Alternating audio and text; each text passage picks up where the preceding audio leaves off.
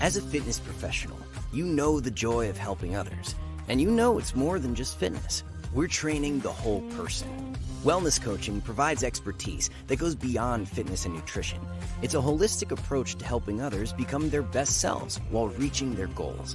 To us, there's no greater joy than that.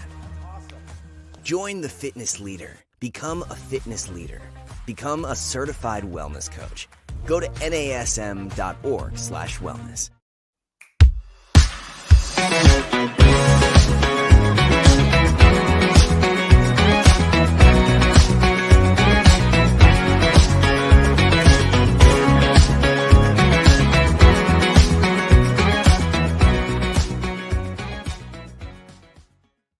Well, hello there, listeners, and welcome to this week's episode of the Better Than Fine podcast.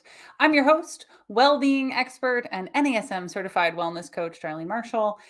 And at the top of the show today, confession feels like too strong of a word, but I really want to admit that I am uncomfortable. And that is because in the past, I mostly have been uncomfortable talking about my spiritual beliefs in public. I kind of feel like every rah-rah influencer out there is saying online that we should do the things that scare us. But this one, it just feels like such a risk. And I want to talk about this stuff. So to start, I just thought I would share a little bit about my own journey. I was raised Christian, and like so many millennials, I stepped away from that faith in the way that I was raised in it because it let me down. And so I spent the next 21 years of my life looking for answers to these really big questions that I had been raised being told what the answers were, and then they just didn't feel true anymore.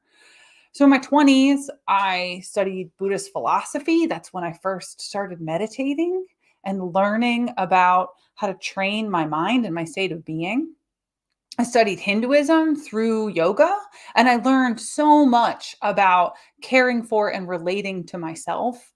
And I studied a bit around neo-paganism. A lot of people call it Wiccanism or witchcraft, and I learned there about ritual and intentions. And then in my 30s, I started to study yoga more deeply. I went to Thailand to do my teacher training. And I was reading a lot of books on different spiritual and esoteric traditions, and just kind of soaking up as many disparate sources as I could to look for what are the common themes? What are all of these people who have walked an esoteric path, a spiritual path, coming to the similar conclusions? Because maybe if you've got a lot of people who are well-informed, drawing similar conclusions, there's some truth there. So it's not that I don't have anything to say about what I've learned. It's that I fear that it will shut people off. That working in applied sciences, which, the first half of my career really was focused in fitness and then studying positive psychology, that those other parts of my work would be more easily dismissed by people if they thought I was just some like woo-woo huckster. And that's a big part of why, instead of doing an episode on spirituality myself, because I fear that I don't have that perspective, I think my anxiety around judgment or dismissal might get in the way. So instead, I thought it would be wise to invite someone who I deeply respect and love, a true expert in this overlap of spirituality, science, and well-being, to have a more informed conversation from that elevated place. So I'm really honored that he said yes. That someone is Dr. Dan Tomasulo. And in addition to being one of my mentors and someone that I'm so grateful I get to know, he is the author of Learned Helplessness, which I just happen to have on my desk today. And it's a book that I recommend to my clients and I use with them in our work together. So shout out, I said helpfulness. It's Learned Hopefulness. And he's going to make fun of me now. Learned Hopefulness. He's also the academic director of Columbia University's Mind, Body, Spirituality Institute and a fellow graduate of the University of Pennsylvania's Master's in Applied Positive Psychology. So he's got a lot of knowledge that he is packing in to our time together today. And I'm really excited because he is also just a wonderful and fascinating person. Dr. Dan Tomasulo, welcome back to Better Than Fine. How exciting to be here. What a thing. And I won't say a word about your mispronunciation of my book. That took me years to write. I won't Hopefulness. won't, won't say a word. Dan's the hope guy. It's hopefulness. Seligman's the helplessness guy. We don't have time for that. Learn hopefulness. True Jeez that. Louise, man. I'm sorry. Yeah. Welcome. We're very glad to have you. Thank you for inviting me back. Well, let's start with, in my experience, people who feel strongly around spirituality and explore it at depth are people who have had some kind of their own journey into Mm, this work. And if you're comfortable with it, which I'm assuming you are, because you didn't tell me not to ask you this right. question, Yeah, yeah. share your story with us of your own awakening to this work. Well, what typically happens is that we kind of go along and we live our life and we have our way of being in the world, and then you know something happens, right? The apple cart gets upset, and our expectations get jumbled quite a bit. And it's often after something has really shattered our assumptions about our life, our world, our goals, our personal life, our work life. Something usually shakes us up pretty good, and purpose and meaning get scattered. So Mm. we're on a path, we're on a purpose, we're ready to go in that direction, and then something trips us up. And as we start to reorient, it's sort of like the apple cart gets upset, and then we have to put the apples back in, but we're we're not sure that putting them back in the way they were is the best way to go. And that certainly happened to me. I was a trauma specialist, and I studied PTSD. I actually wrote the criteria for some of the diagnostic stuff. So, Oh, I didn't know that. yeah, yeah, I was like all into that, and I worked with people with really severe traumas, complex traumas, and I worked with people with very minimal psychological resources, with intellectual and psychiatric concomitant disorders. And the truth of the matter is, the work I did, it was fulfilling in a lot of ways, and I was trying to help people with that. But it was really much more about what I've learned and what I want to do and the people who wanted to help. I didn't have trauma in my life. I didn't have something difficult. And then, what's the Hmm. best way to say this? The feces hit the oscillator. How is that? I love you, Dan. Yeah, and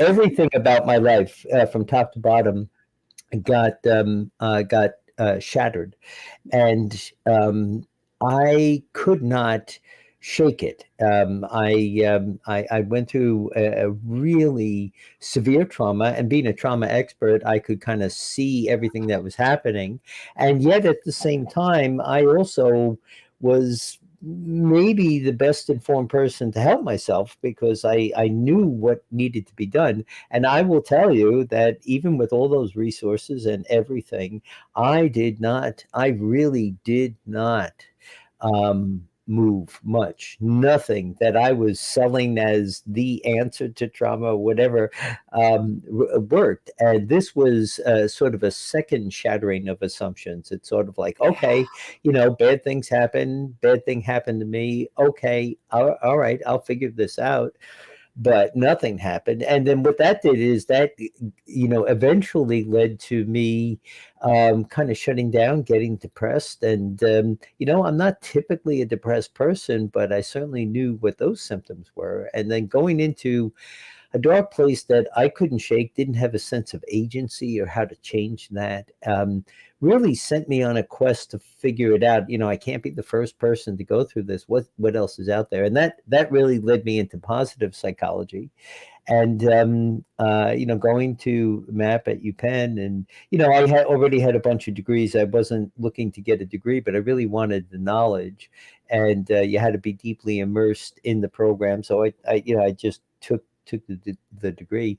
But what I learned there was that we have the capacity change our perception, and that our perception is reality. It's not what happens to you, it's your interpretation of what happens. And those concepts have been around, but I never really had to work at modifying my perception of things. And so that began this strong sense of, oh my goodness, I have the capacity to choose what I think about, how I think about it, how often I think about it, who I affiliate with and connect to, and who I find draining and don't want to connect to, that kind of thing.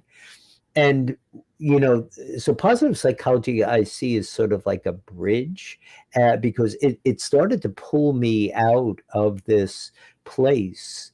But as you well know, there's a strong component of purpose and meaning that's embedded in positive psychology. And that was a little trickier, because it's sort of like, okay, well, I was on a particular path. I was, already teaching. I was already doing the clinical work.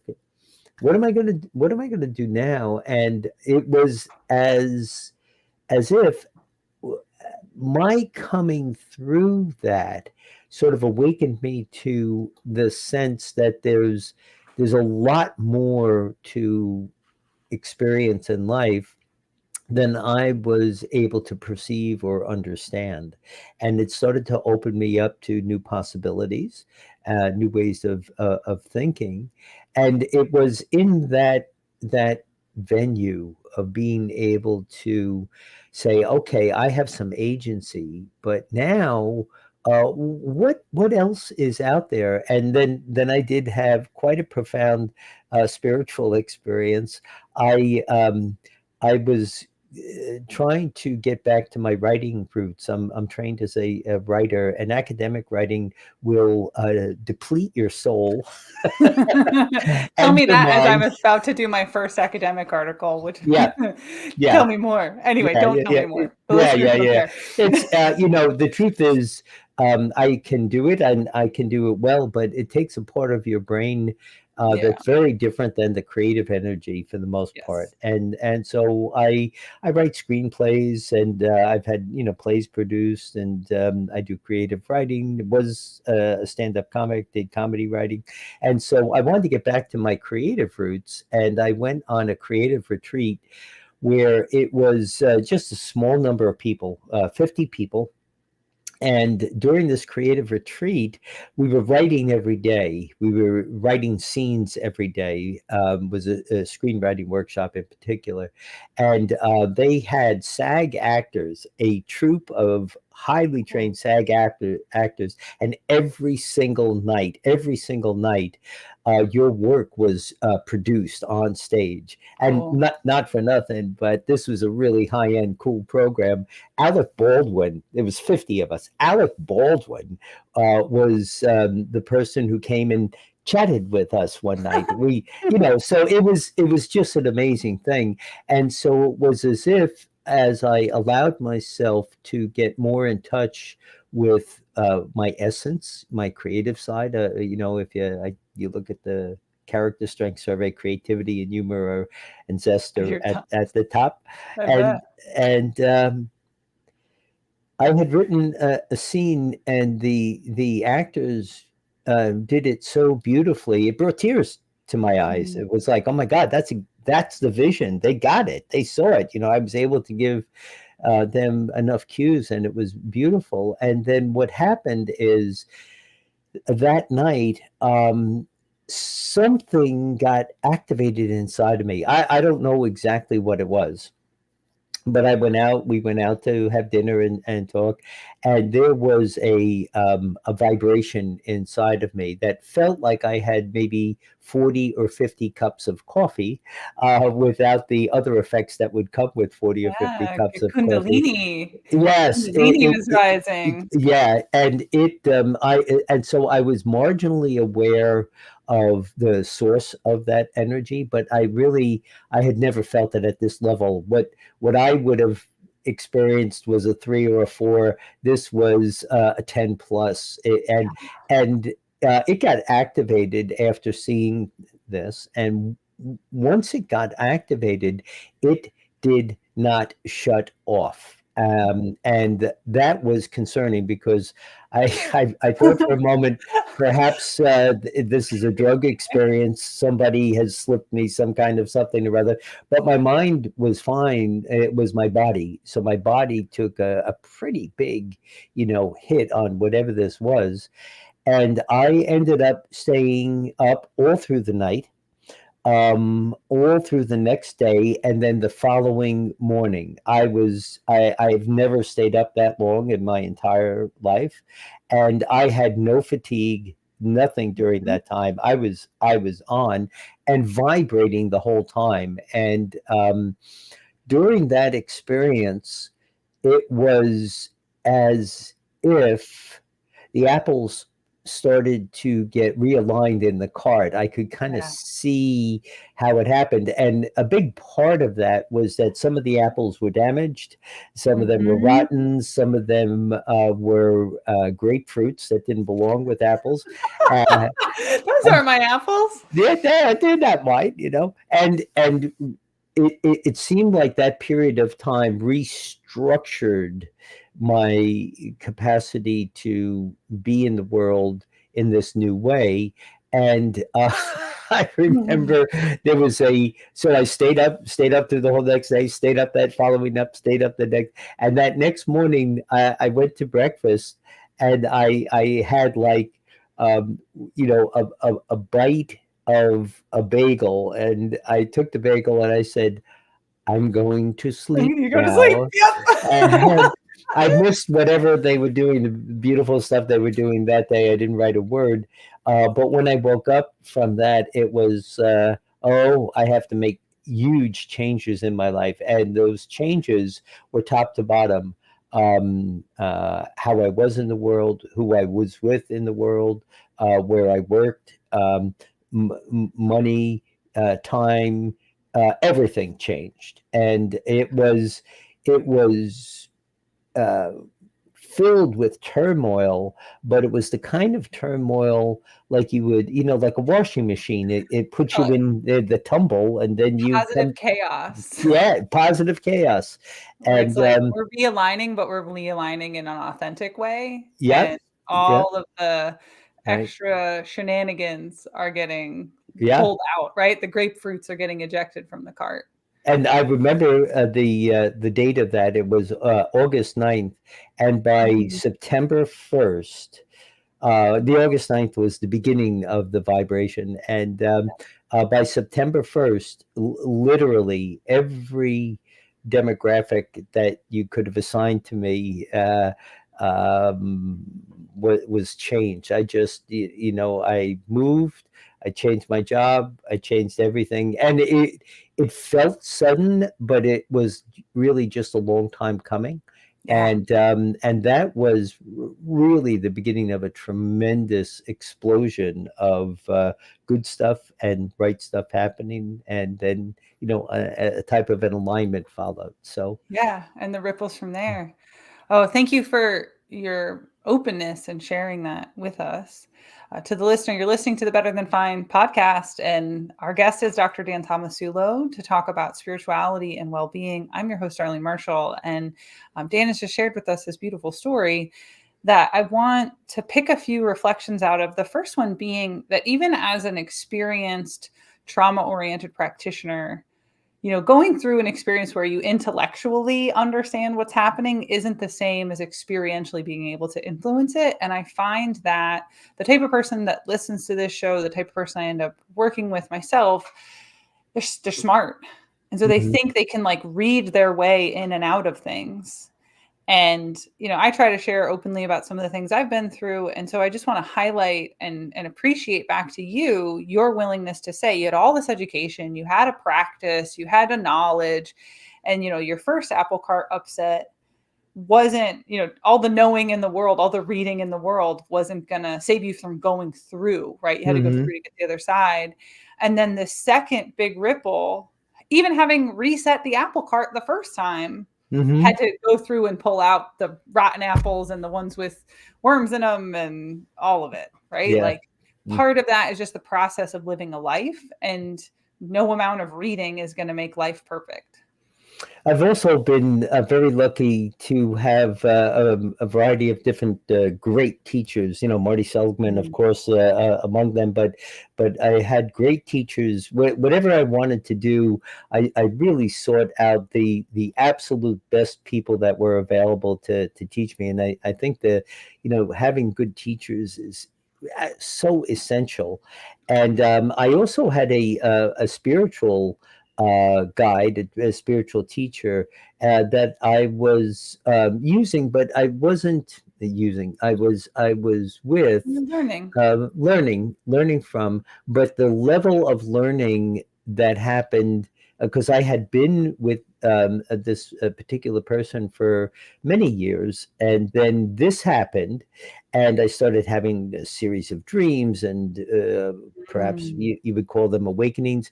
And you know, I've had inordinate amount of therapy, every possible kind of therapy, and what I found out is that the therapists and the clinical people I knew, whatever, weren't very helpful with the dreams or the information. They gave, you know, sort of patented. I don't want to diminish what they did. I'm just saying that they weren't. These are things that I could have generated myself. There wasn't a lot of insight, Yeah. but when I brought this to the spiritual person, and they were, you know, I'm actually pretty good with dreams, but I got stuck on some of the dreams I was having. I was like, what could this possibly mean? I don't know. It's repeating. I know that's important. This, that, the other thing. And she was great because she said, oh, this is this, that is that, this is the other thing. And it was like she had a way of understanding the symbols and the emotions. And there's a technique in Jungian dream work called dreaming the dream forward. And I'm trained Mm. as a psychodramatist, and we take a lot of the more imaginary stuff or psychodynamic stuff and we put it into action. And she recommended that I take some of the dreams that I was having, then dream them forward, meaning that the dream is kind of stuck if it's repeating itself. Mhm. So you have the capacity then to see it not as a fait accompli, like a complete thought or feeling, but as really two acts of a third act play, and you get to create the third act. And that was very Dissolve the loop. appealing. And that was really her interpretation. And then my work on moving it forward was like kind of clearing, kind of clearing the way so that I could take whatever this transformation was and bring it back into the world in a new way. Yeah, I think again, to just pull out a few choice pieces here, I think one of the big ones is to find teachers. But I think a lot of people feel so hesitant to even engage with this work because it feels woo woo, it feels abstract, it feels invented, right? Made up. And so for the benefit of that listener, can you explain a bit about what science tells us about spirituality? Um, and just let's open up that conversation because I Yeah. think what's there is so rich and helpful. Yeah, and I think we're at a point in terms of science now, particularly with the advent of fMRIs and with really new theories and ideas about spirituality, and certainly the work with psilocybin, David Yaden's work, Lisa Miller's Yep. work, Which, quick plug, Andrew we've got Newman's. 2 episodes on that earlier this year. So if anybody wants Ah, to dive deep into psychedelics and well-being, we had oh man, I can't think of his name, the lead researcher at Numinous, and we also had John Rosenberg on the show. yeah. Oh, how Those 2 cool is episodes that? earlier this year. How cool is that? And I'm not, I've never been a person, I've never tried psychedelics. So it's not like that's a fascination, but the research is so good you can't ignore it, first Yeah. of all, like that kind of thing. So it's like, okay, but there's lots of things happening. And here's something just to kind of put this, ground this so that people understand that this is seriously grounded Yes. stuff, right? Um, we all know that mental health issues worldwide are such a pressing topic, and there is a problem. It's getting worse. Every measure that we've taken worldwide is showing that it's getting worse. It's really at an epidemic level in the United States. And so, if I were to ask somebody right now, what do you think the number one protective factor is in adolescent depression? Most people would take a guess at, oh, maybe having friends or doing this or that. The number one protective factor is an individual who has a transcendent relationship. In other words, that they have cultivated a personal relationship with something greater than them, whatever they want to call that. If it's the universe, nature, God, Allah, whatever it is, doesn't matter.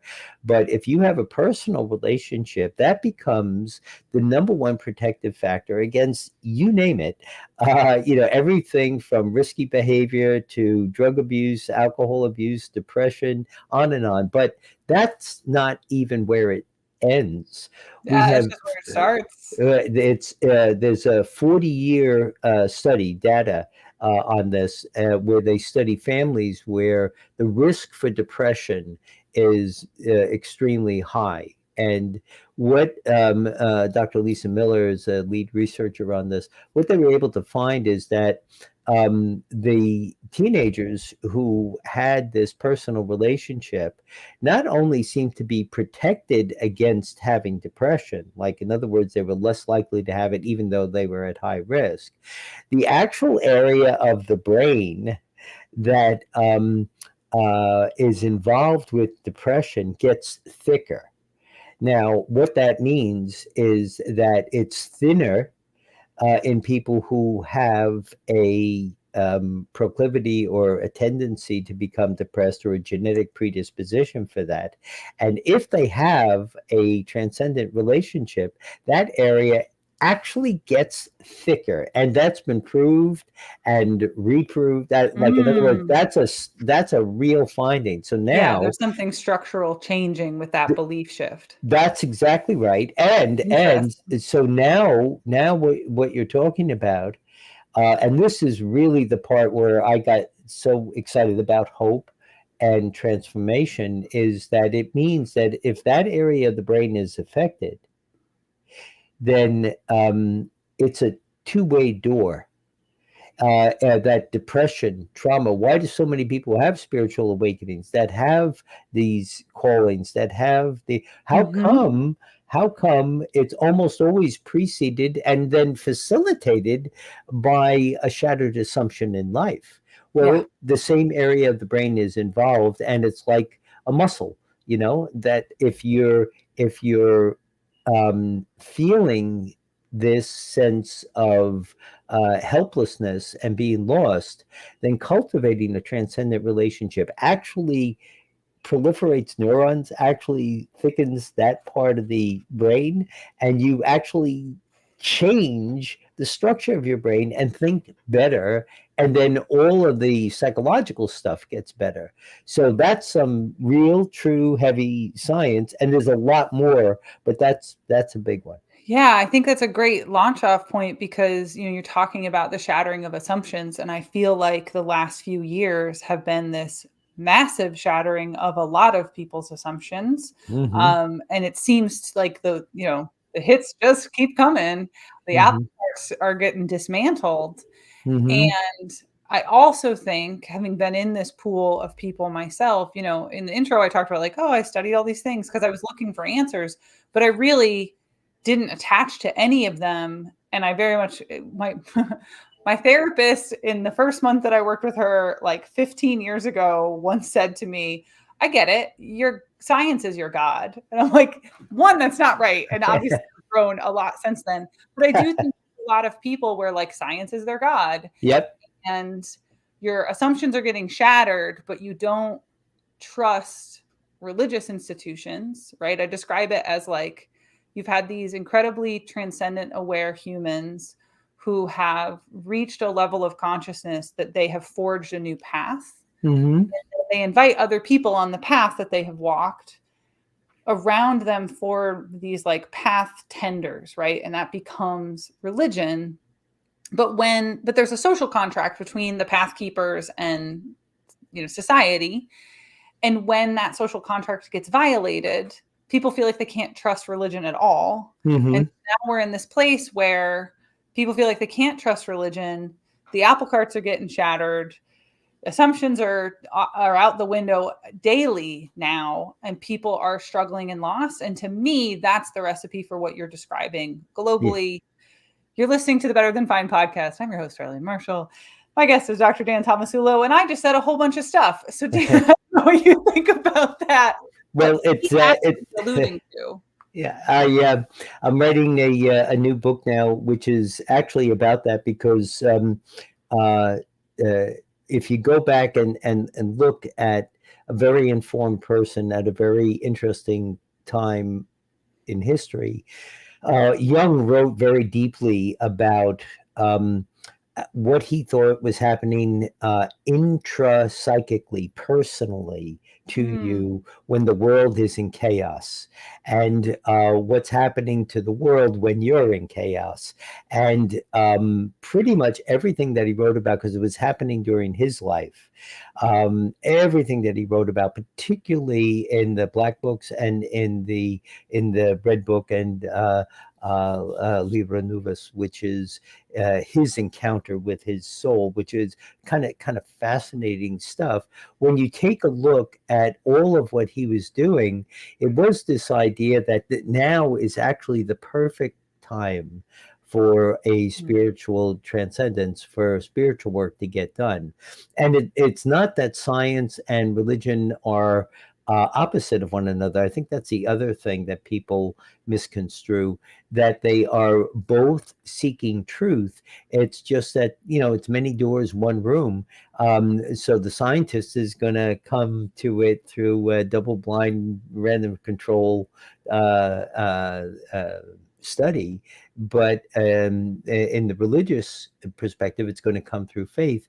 And it's not that one is right and one is wrong. It's just that they're both looking for the same thing, and they're going to end up in the same room. And the yogis have known this forever. And you got my bus. The Upanishads were pretty clear about this, about science and religion, or they're just not that far apart.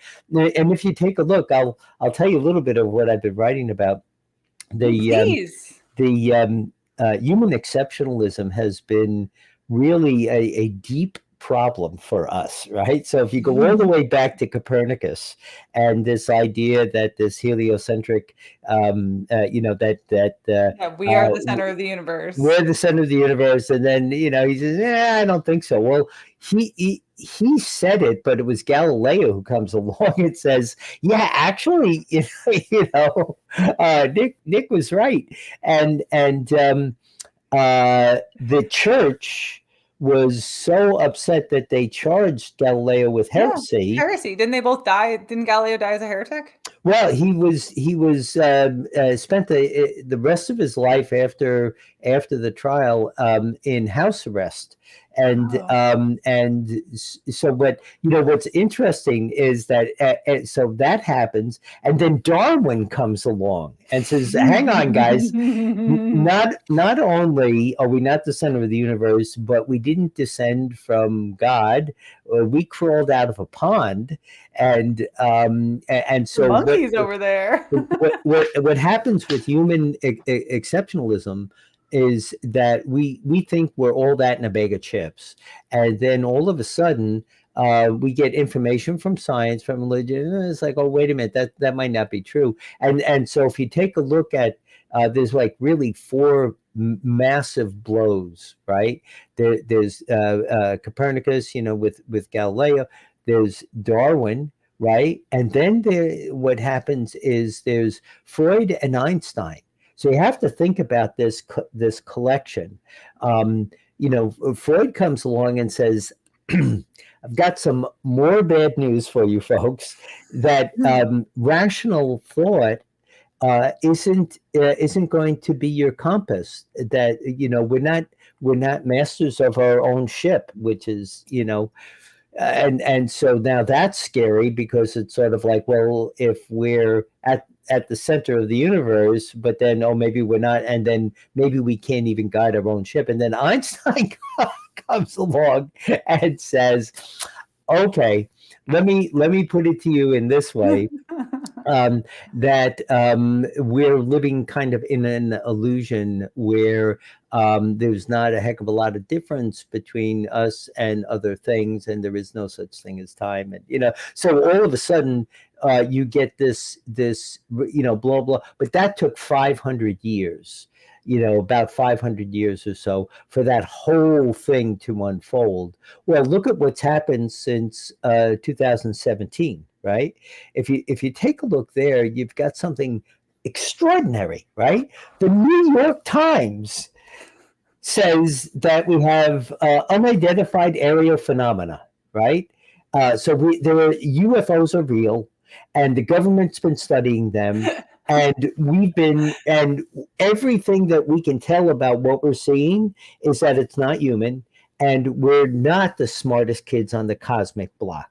Then immediately following that, like right away, we have the pandemic, right? So the pandemic comes about a couple of years later, which says anything that you thought you could plan and control or whatever is something that is literally invisible, has the power to kill us and power to disable us as a species, and the whole world shuts down, right? Yeah. And then and then this is like my favorite thing. Then we start getting images back from the James Webb Telescope. And from day one, we get the images back and we go, oh man.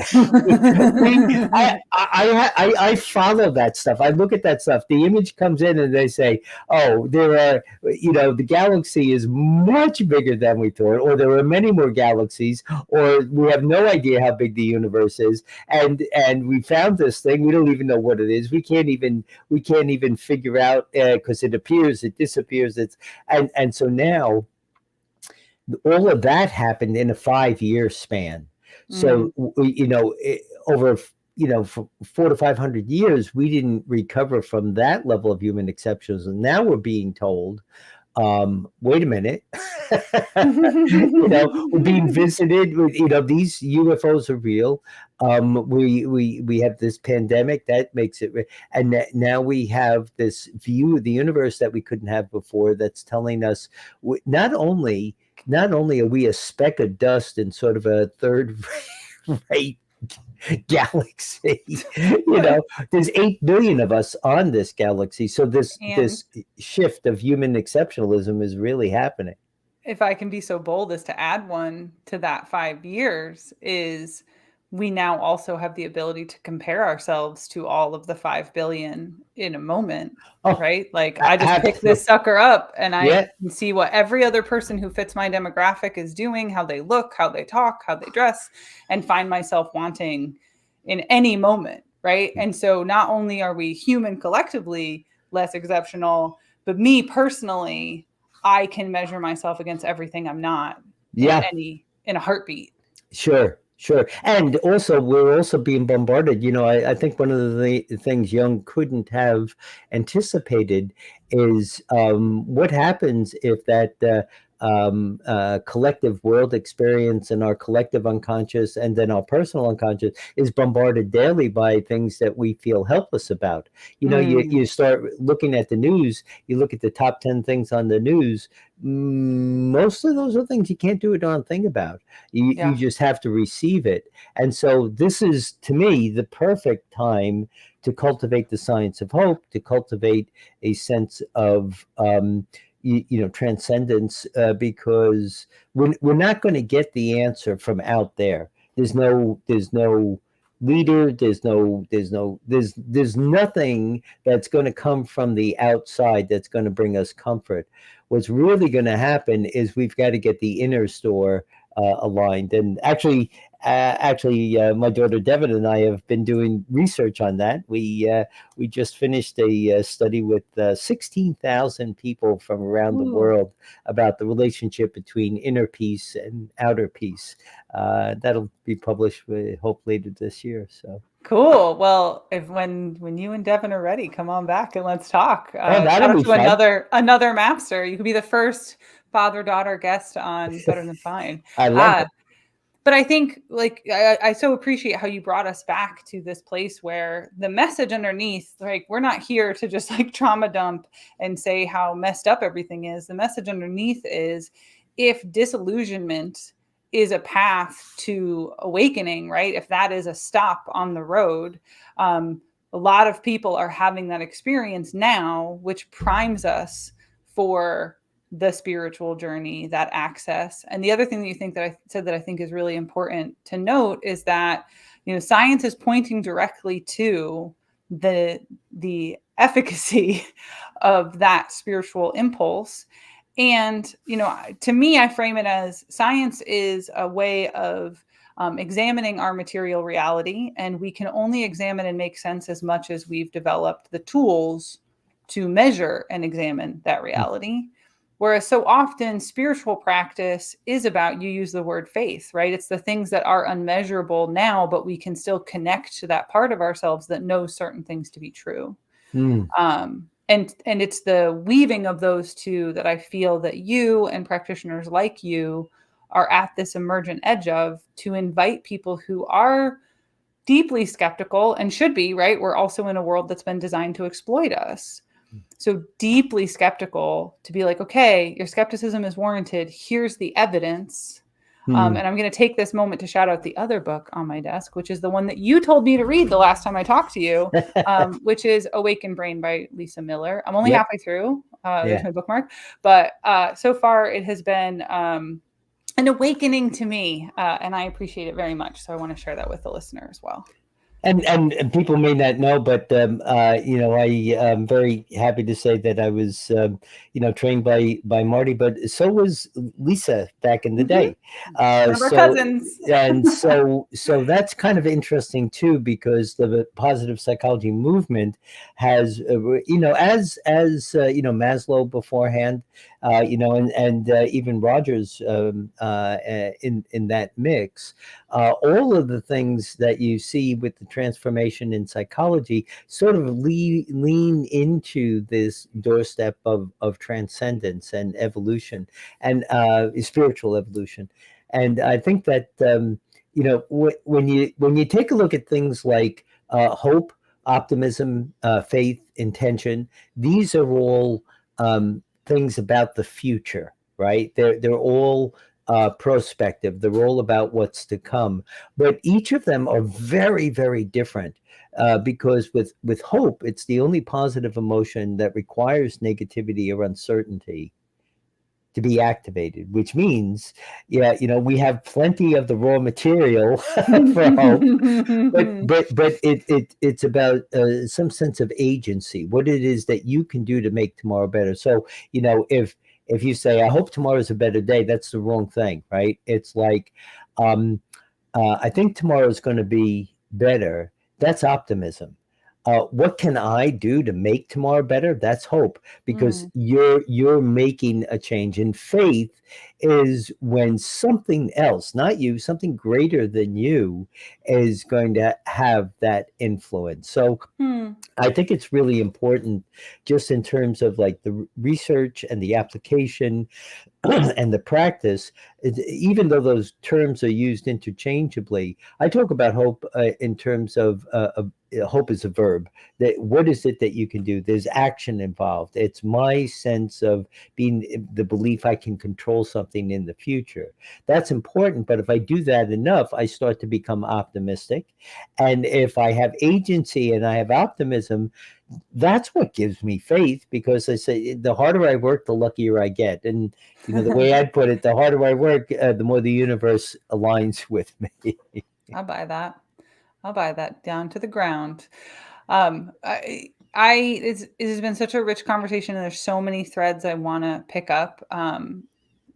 but I do want to be in service of our listeners with the time that we have left, which is to say that if someone is hearing this evidence, if they're hearing our passion, both of us being applied practitioners with enough education that like maybe we know a thing or three, and they're like, yeah, I hear what you're saying, but I don't know where to start. I don't know what to do. Where do you point those people? There's a way that I teach. I teach the positive psychology course, obviously, but I also teach the course at Hope, and these are graduate level courses at an Ivy League university. So, we have to have lots of readings and lots of things about that. But I have a chart I use in both courses where the chart just has 3 words on it: past, present, and future. And in the past, I have a list of all the psychological interventions that really deal with things that have already taken place. So if you think about something like pride, right? Pride is a feeling that can only occur because of something that's already taken place, right? If you take a look at forgiveness, it's about something that's already taken place. And gratitude is one of those things. Now, people always say, well, can't you have gratitude for this moment? Well, that's a little bit different because that's a level of appreciation, right? It's like appreciation of beauty or excellence or something about this moment. But for the large part, somebody opens the door, you say thank you. The door opening came first. So I use gratitude as a great place to start because it's the lowest hanging fruit in positive psychology. And it's low hanging because the good stuff has already happened.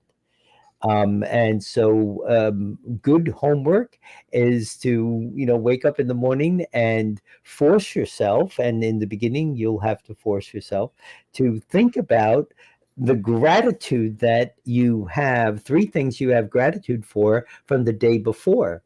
And when you do that, you're going back through the myriad of experiences you had from yesterday, and you're cherry picking the things that, oh, this I have gratitude for, that I have gratitude for. And when you highlight them, you start to harvest positive emotions that were latent. They weren't being fully used, and you bring them forward, right? And the minute you do that, you've now taken a past experience, amplified it, highlighted, harvested it, brought it forward, and now you're much more in the now. And the research shows the people who have high levels of gratitude are usually very kind. Now, kindness is in the present. Dispositional mindfulness, flow, and kindness are things that are about being present with them. And so then, if once people work on their gratitude, they start to find themselves being kinder, more mindful, more present. And then you try to harvest those experiences again by deliberately, there's some great research, and it's something I do. You do 5 acts of kindness in one day. And so my day of the week is Thursday, right? I do 5 acts of kindness. Now that doesn't mean if you drop your book on Wednesday, it's like, oh man, come back tomorrow. Yeah, see you tomorrow, champ. It's just that people tend to be very mindful of that. And it's not that you can't be kind on other times, but if you do those 2 things, if you start with gratitude about just reviewing your day, take 2 minutes in the morning, think about the day before, what do you have gratitude for, acknowledge it, write it down, savor it, hold on to that feeling. You're expanding your positive emotion. And then you become kind and present in the moment. And then what happens is you start leaning into the future because you have cultivated a sense of empowerment or a sense of agency. And now as you lean into the future, you start thinking about, how can I influence my future? I actually believe I can influence. And you might have to use micro goals. I use micro goals all the time. Can I answer these 3 emails in the next 20 minutes? I have 45 minutes here. Can I take a walk around the block and make this call? Like, in other words, you set the goals so that they're ambitious enough that you have to really focus on them and engage, but then you reap the benefits. Hope is bi-directional. Once you do the thing that you set out to do, it fills you back up, and when it fills you back up, you want to go do more. And what that starts to do then, once you have a bit of a sense of agency, then you become more optimistic, and then there's just more faith, because it's sort of like, holy mackerel, yesterday worked out. I have all these good things that worked out. I'm more present and available now, and I think I can do something there's a type of alignment or integration, or what Jung might have called spiritual individuation, where you start seeing a little bit more clearly what your gifts are that you can bring into the world, who you are, how you are. And once that happens, now you can have faith. So that's how I teach it, and that tends to work out. Well, and I guess my last thought then to bring this to bear to whole here is that many of the things that you just mentioned, the outcomes of those practices, are self-transcendent experiences, even if they're small dose, right? They're not your writing epiphany in 3 days of mania. They're not me sobbing hysterically on a concrete floor in Thailand and being told what I'm to do with my life, right? And great calling. Which I didn't tell that story, but maybe someday I will. Someday, tease for the listener. But you mentioned gratitude. You mentioned kindness. You mentioned faith. Like, these are all the transcendence that you alluded to earlier in the episode, when you talked about connecting to something bigger than yourself. Even if these are small dose, that's what you're really talking about.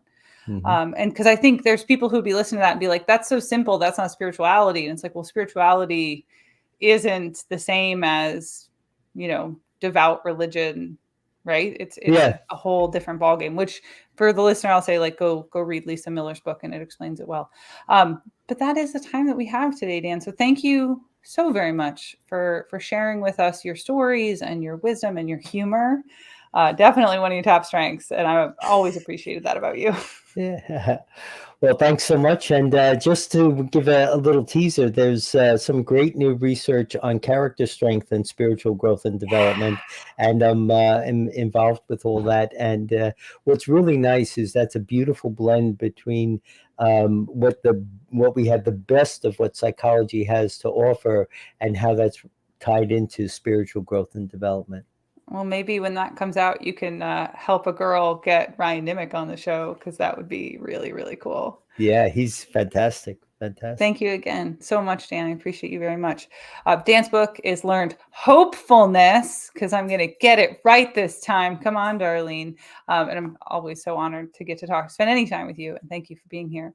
And of course, to our dear listeners, I'd love to hear your feedback. So if you'd be so kind to take a moment and email me, it's info@darlene.coach. And of course, I always appreciate a follow. I'm on Instagram. It's also darlene.coach. And I'm posting daily well-being information to LinkedIn these days. So you can find me there as well.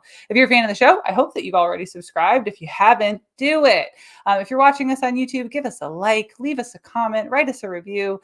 And of course, if you share about the show, tag us, let us know. Thank you so much. Take good care of yourselves and be well.